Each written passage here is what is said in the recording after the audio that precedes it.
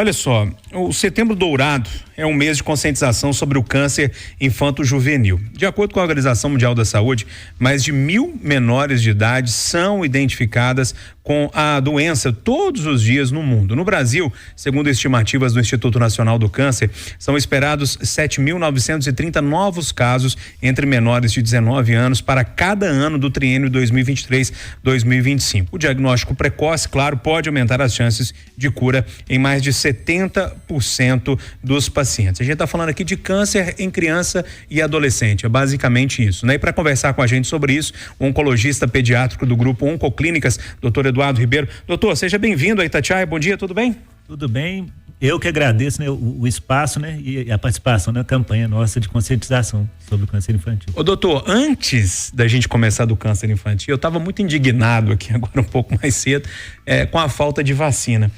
A minha indignação faz sentido ou tá tudo bem? Não, faz total sentido, né? Assim, eu sou oncologista pediátrico, mas antes de tudo eu sou pediatra e assim, as vacinas são de extrema importância para prevenir, né, doenças graves da infância que podem surgir principalmente na faixa etária da sua filha, igual você mencionou anteriormente. É isso, turma, não dá para brincar com isso não. Doutor, vamos começar a falar desse câncer infanto-juvenil. A gente está num mês que as atenções dos profissionais nessa área voltam para isso, para chamar a atenção mesmo das pessoas em relação ao câncer infanto-juvenil.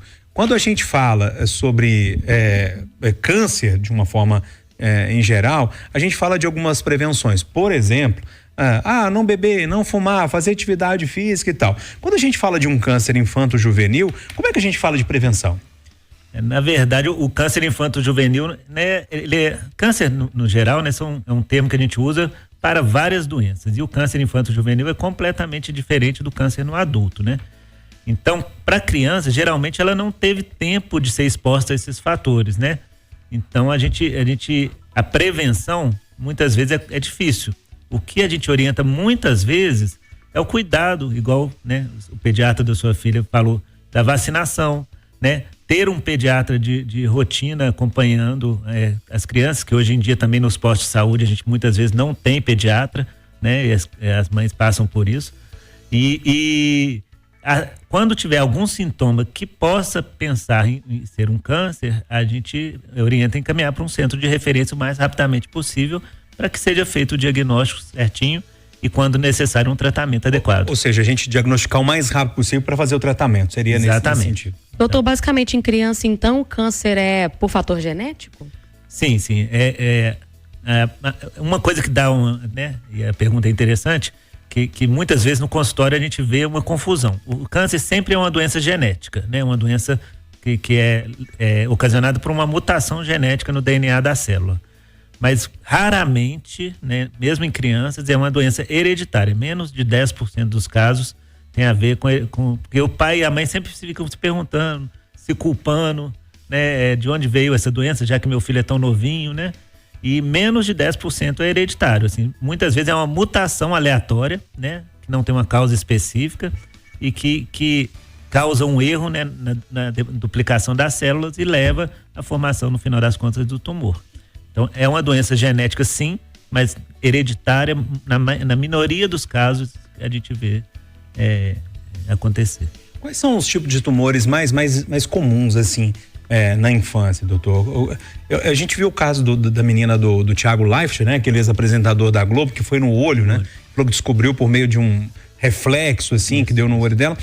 Mas esse eu nunca tinha ouvido falar, eu acho que era um pouco mais raro. Quais são os principais? Os principais tipos de câncer que a gente vê na infância, né, são as leucemias, em primeiro lugar, na grande maioria das localidades. Os tumores do sistema nervoso central, né, do cérebro e outras localidades do sistema nervoso central, né, os linfomas, e depois a gente vê neuroblastoma, que é um tumor da parte nervosa, mas que começa inicialmente, na maioria dos casos, no abdômen, né, tumores renais, tumores ósseos, que é mais comum em adolescente, e o retinoblastoma, que foi o diagnosticado, ele é raro, assim, mesmo entre os tumores infantis que são raros, ele corresponde a cerca de 2% dos casos, né? Eu vou aproveitar o espaço aqui até para colocar, né, o Thiago Leifert e a Daiane Gambrini, que é esposa dele, eles estão, a partir dessa situação, né, de vida deles, que foi muito difícil, E mesmo para eles, com todo o recurso, tiveram dificuldade de se fazer o diagnóstico, eles estão encampando uma campanha que chama de Olho nos Olhinhos, que a gente vai ter, né? Todo ano agora deve ter algum evento. E aqui, para esse ano, vai ser dia 21 de setembro agora, sem ser esse sábado próximo. Em Belo Horizonte, a gente vai estar com estandes no dois shoppings, Boulevard e no Shopping Del Rey, para fazer a conscientização em relação ao retinoblastoma, que muitos dos pais também não levam a criança ao oftalmologista, e isso é de extrema importância, que a criança pequena seja avaliada por um oftalmologista no primeiro ano de vida. Doutor, antigamente a gente ouvia histórias de famílias que acabavam abandonando as crianças quando pegavam alguma doença muito grave, como um câncer. Isso hoje, felizmente, já foi combatido, ou o senhor, na sua trajetória médica, ainda vê isso acontecer, né? Porque é muito triste aquele cenário de hospital onde tem muita criança internada. Ainda tem criança que é abandonada no hospital? Eu não costumo ver, eu tenho 25 anos, eu não me lembro numa situação assim. A gente vê que o câncer, né, ele é uma doença devastadora para a família, né? Desestrutura o paciente, passar por isso é difícil, mas ele desestrutura a família como um todo. Mas em termos de abandono, a gente não vê hoje em dia, não, pelo menos. Doutor, quando a pessoa, sei lá, vou chutar aqui, sei lá, a pessoa tá com câncer no estômago, chega um momento que começa a doer, a pessoa tá com câncer no cérebro, começa alguma função ali neurológica, começa a ser afetada, e por aí vai, né? Geralmente no adulto, o câncer de mama talvez é mais silencioso, mas aí aparece um caroço ali que a mulher consegue identificar. Na criança, essa identificação é bem mais difícil, não é? Sim, porque a maioria dos sintomas do câncer infantil, eles podem ser mimetizados por outras doenças que muitas vezes são até mais comuns. Então, o que são de sintomas que a gente vê, assim, que podem acontecer? Febre, que na verdade assim, é muito mais comum ser uma infecção do que no câncer, mas uma febre persistente, que não se explica por outras causas, tem semanas de evolução. Está na hora de investigar. Está na hora de investigar. Mesma coisa quando tem um tumor cerebral, uma dor de cabeça. Obviamente, dor de cabeça também é comum por várias outras coisas, sinusite e outros diagnósticos mais comuns. Mas se é uma dor de cabeça persistente, que depois aparece um outro déficit neurológico, motor, assim, uma movimentação estranha, também é importante investigar. Então, assim, o que é difícil no câncer infantil é que muitas vezes os sintomas mimetizam outras doenças mais comuns da infância, inclusive.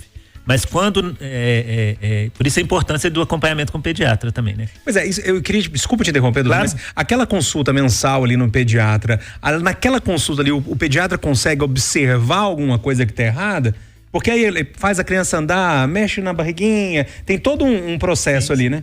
Muitas vezes sim, o pediatra, assim, é importantíssimo para esse termo desse diagnóstico, né? É óbvio que hoje em dia as mães têm que trabalhar e muitas delas levam as crianças no pronto-socorro. E no pronto-socorro, cada hora é um profissional diferente. Então, ter o pediatra de rotina é sim muito importante para ajudar nesse diagnóstico. E muitas vezes a própria família também, a mãe tá dando um banho na criança, palpa uma massa no abdômen e tudo, e vai levar. Então é importante, né, esse tipo de campanha igual Setembro Dourado, para a gente conscientizar da existência, porque muitas pessoas nem pensam da existência do câncer infantil.